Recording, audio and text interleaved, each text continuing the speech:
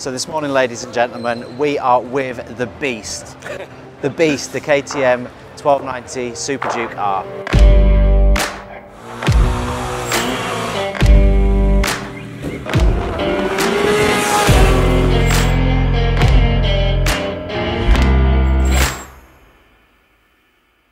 This is quite nice, this one, isn't it? This has got to be one of the most cool and hottest and fast and raw bikes that I've seen at EICMA so far. Yeah, I mean, they're focusing on the same theme as the original bike with this new launch, aren't they? And they're just effectively saying that it's even more beastly than the original.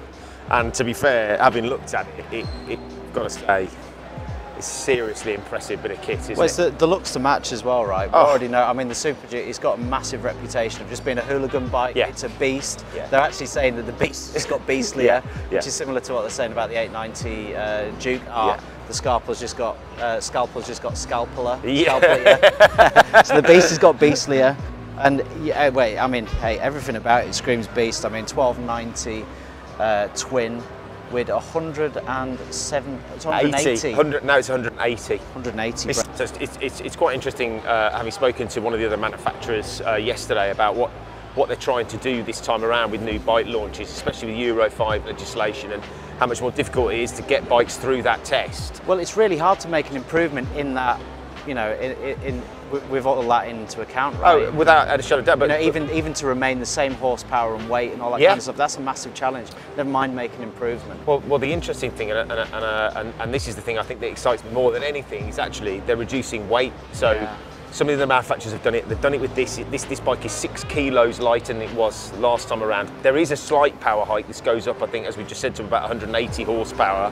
But a reduction in weight has multiple benefits. It means the bike's easier to slow down. It means the emissions are lower. It means it's faster. It means it's more agile. It's more flickable. There are so many more benefits. But I mean, I think that is one huge advantage. For me, it's the thing that really stands out is the way the bike looks. Oh, yeah. I just absolutely love the styling on this bike. I wasn't, the original Superduke for me, I wasn't super convinced. I wasn't convinced. This time the draw factor is. I mean, I'm struggling not to salivate right it's now. Fantastic. Well, interestingly enough, you're actually in the market for super powerful naked bike, aren't you? Yeah. Well, I mean, this has got to be on the. Oh, without a shadow of a doubt. I think I had some kind of strange and erotic dream about this last night, having seen it yesterday. Well. This Kawasaki's new ZH2, which I'm hoping we'll probably talk about at some point. I believe, I don't know whether the bike's here, but I believe they're launching an uprated speed triple. I just love a good naked, but I've got to say, at the moment, this is top of the list. I've looked at Ducati's new V4 Street Fighter, which I'm assuming we'll talk about as well. But for me, at the moment, this is top of the pile. Yeah.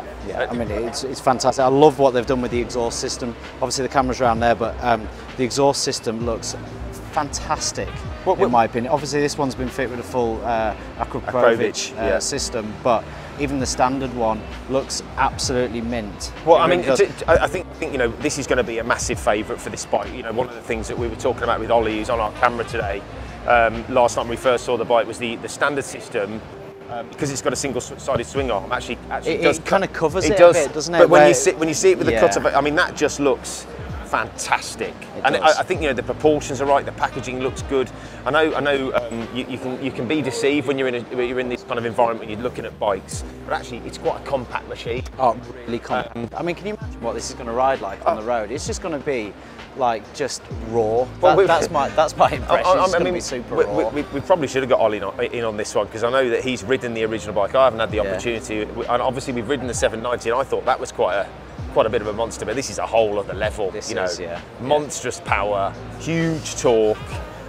It's just a wheelie machine. It's a hot rod. It's the kind of hot rods of the Super Nakeds, isn't it? And everybody seems to be kind of just incrementally increasing power and dropping weight, and they've done pretty much the same thing with this machine. That being said, though, it has got all the bits to sort of complement that, so it's not just all power. I mean, they've done a huge amount of work on the chassis. And that's actually the big thing that KTM are talking about, is the chassis, making it stiffer, better handling, more agile, and more stable. More stable, and pairing it with some fantastic components. I mean, WP Apex Pro suspension, which is just phenomenal. Yeah. These brand new Brembo Stylema, yeah, which Stylema. Again is the kind of Really the new M50.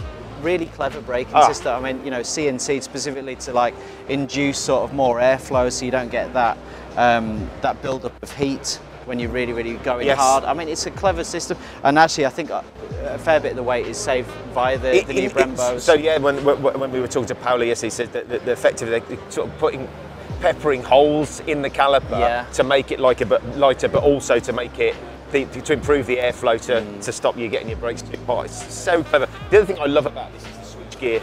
I know it seems like a really silly thing, but I think they've improved that massively. It all feels really nice quality and premium. That's the right word. Yeah. The finish does feel another notch up from the previous bike. Yeah, I would totally agree with you. I've decided. Yeah.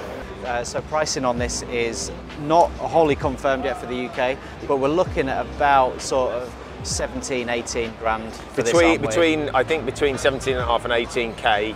That doesn't include the tech pack, which is something they're obviously doing for this round of releases. That's fitted on this bike. Say again? And that's fitted on this bike, tech pack. Yes. Yeah, and that again is very similar to what we talked about with the 890 R, track mode, multiple rider modes, 9-way traction. And Paolo was just saying to us that when you're on track and you're really putting some heavy braking down, it'll flash the rear light to let other people know that you're really. Cool. So there's some really nice features, but you are adding another 700 quid basically. 950 euros. Okay. So it's not the cheapest bike in the world, but you are getting something really special. So that's been our first look at the KTM Superduke R 1290. Absolutely love the bike. It's gorgeous. So stay tuned, we're going to be shooting more bikes from EICMA and the latest basically for the 2020 season. Please like, please comment, love to hear what you think about the bike. Please subscribe to the channel as well, and make sure you hit that notification bell too, and we'll see you next time.